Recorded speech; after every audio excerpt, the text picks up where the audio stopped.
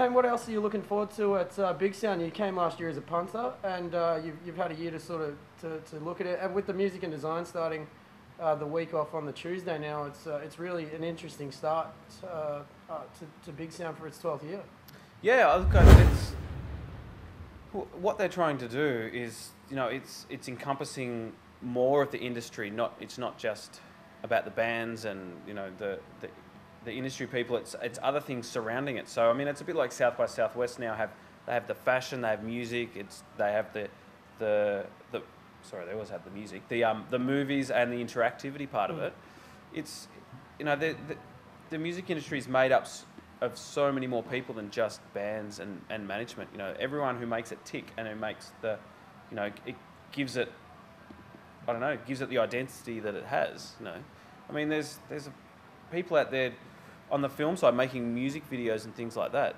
You've got all the designers that are putting those posters together. You've got all the people who are doing the art for the albums.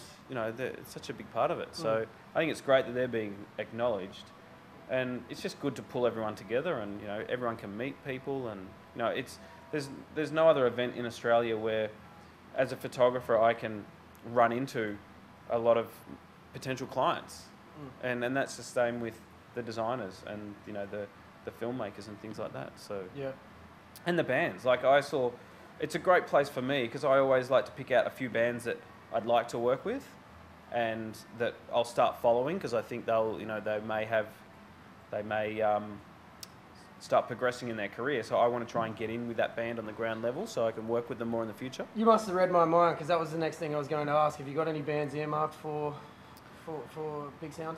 I mean, I haven't really looked at the lineup too closely. I mean, I may be wrong, but I've got a feeling Violent Soho are going to make an appearance somewhere. So I'm really keen to see those guys again, just because I love that band. I mean, what I'll probably do is just keep my ear to the ground and see what people are going to see, because I haven't had a lot of time to peruse the lineup. But I know last year I saw, I'm going to pronounce this wrong, but King Gizzard and the Lizard. Yeah, and I thought they were amazing. I saw Money for Rope last year. Yeah. I thought they were really, really good. Yeah, they're back again. They're both back again. Oh, right. Yeah, yep. Calling All Cars is a band that I've done a lot of work with, and I know they're here. The Sinking Teeth is another up-and-coming band that I've got a mate who plays in and I'm yet to check out, so I'll probably go see them.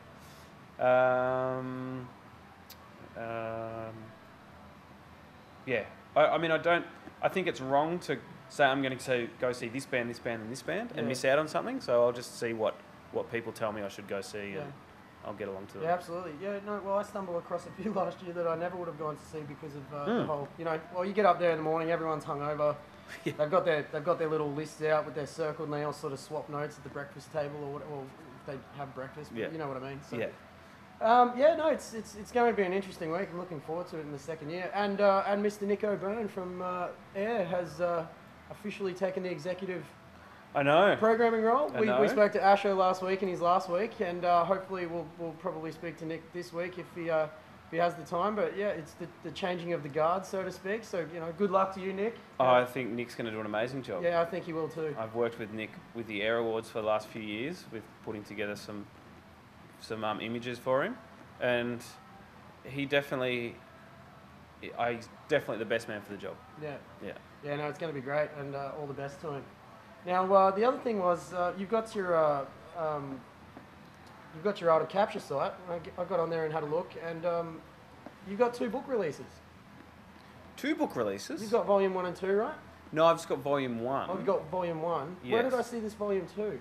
Or is there a volume? Is there a Volume 2 coming out? Oh, there will be at some stage. I hope. Okay. No. Maybe I heard about that. Yeah, maybe. Where's the 1? Maybe someone else is doing number 2 and I don't even know about it. Maybe someone's printing your book for you. Yeah. Well, so the Art of Capture is my folio site, and I've tried to do this branding where it may have confused the hell out of a lot of people. But so Kanye Lens was a nickname I got given a long time ago, and so I put a book out this year of all my Soundwave work, because I've been shooting Soundwave since it went to a national event, and I thought I'd call it Kanye Lens versus Soundwave. And so there's still a few people that don't really know that Kane Hibberd is Kanye Lens. And there's also some people that don't actually know that Kane Hibberd exists because of the K's, they think my name is Kanye anyway. So I don't know. It could have been the best marketing decision, or it could be a really bad one. But yeah, yeah. Oh, hang on. I actually have a copy here. Something you prepared earlier? Yeah, something I prepared earlier. It's hot. I can feel it. It's just come off the print. Yeah. It's a good looking book, man. It's really well done. How long did that take you to put together? Because it's really a nice piece of work. This was, I mean, as I said, I've been shooting the festival since it went to a national event. So this was 5 years worth of shooting. Yeah.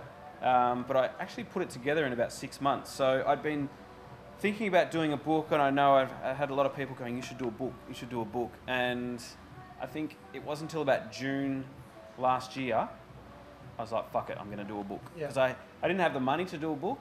I had no idea how I was going to do it, but I just thought the time was right. The Soundwave 2013 lineup was close to being announced, and it was just a year where I thought it's just, Soundwave's it's gonna really hit its stride this year.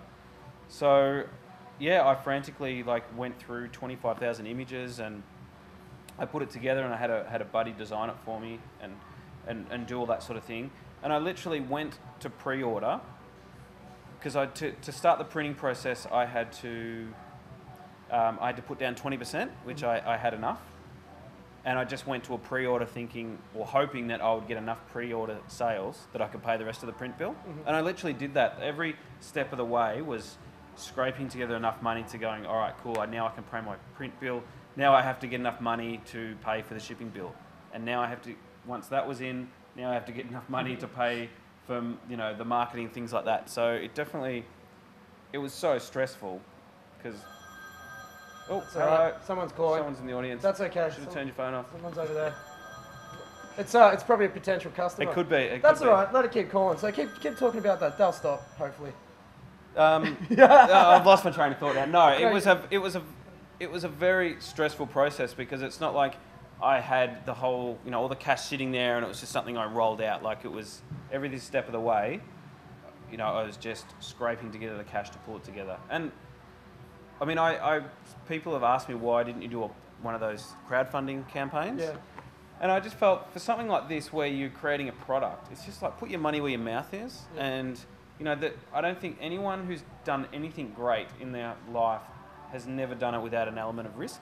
Yeah. And I was never going to, I don't have a house, but I was never going to go completely broke over it. I mean, it would have killed me for a couple of years, but you just got to, nothing good ever comes easy. So I thought, right, I'm just going to do it. And I'm going to put everything on the line. And it paid off. Yeah. I've got a book. I've got a lovely book. It's a great piece of work, man. And you can buy from KanyeLens.com. Make sure you go and check it out for sure. No, it's just really, really nice piece of work, and it's something you should definitely go and have a look at. So, mate, what's on for tomorrow? You've got your panel tomorrow, and then it's basically Wednesday. You've got your in conversation, and are you staying for the whole week? I'm leaving Thursday afternoon because I've got a shoot on Friday. Okay. So I couldn't stay for Friday. All right. And what's in store for the rest of the year for you? I mean, summer season's coming up, so you must be absolutely smashed with work. Yeah, I've got I'm starting another series, hopefully for an exhibition that we should see maybe in the next 6 to 12 months, which should be really exciting. I've got Harvest Festival. Mm-hmm. I've got Warp Tour. And then hopefully another one of the major festivals next year that I'll travel with.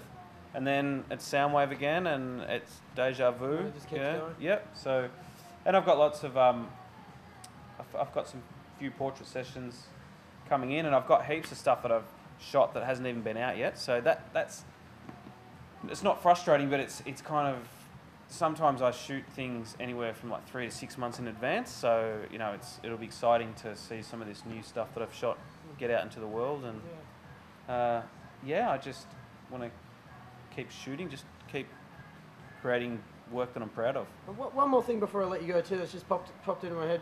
You're well known for, covering all the big events in Australia and doing such an amazing job at it. But do you get overseas much? I don't hear much about you working overseas. Yeah, I mean, I've done South by. I didn't do South by this year, but before that I did South by for the previous 5 years. I didn't get over this year for the fact that the book was coming out and it was going to put way too much pressure on me. I just finished Soundwave. I had a book out and it was doing my head in. So, I mean, I travelled a bit with Birds of Tokyo a few years ago. I mean, I do bits and pieces. I have years where I'll be over there a couple of times a year, and then, like this year, I haven't been over at all. So, I mean, the international touring thing's hard. It's expensive, and I had a band who had a #1 album in America contact me about doing some touring, and the touring budgets coming out of America are not very good. I could make a lot more money shooting here, and I mean, not that it's about the money, but when you're running a business. So, yeah, I mean, I've just got to wait for the right projects to come along in the right time as well to do it. And look, I would like to get overseas a bit more, but it's just a matter of finding the right project and absolutely, and things to come along. Do it the right way. Well, you've been doing it the right way thus far, so well, maybe, we'll see.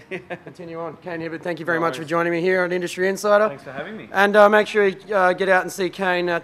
He's in conversation on Wednesday and the panel discussion tomorrow or Tuesday if you're watching it on Tuesday. But either way, yeah, absolutely. Theartofcapture.com as well. Go check it out. There's a book out. You need to get that too. KanyeLens.com. Oh, KanyeLens.com for the book, and The Art of Capture for the. But if you went to The Art of Capture, you'll go to Kanye Lens. All right. We'll put them both up there, not to confuse anyone anymore. No, it's all me. It's one person. Do you want another beer? I'd love another beer. All right, great. We'll talk to you soon here at Industry Insider.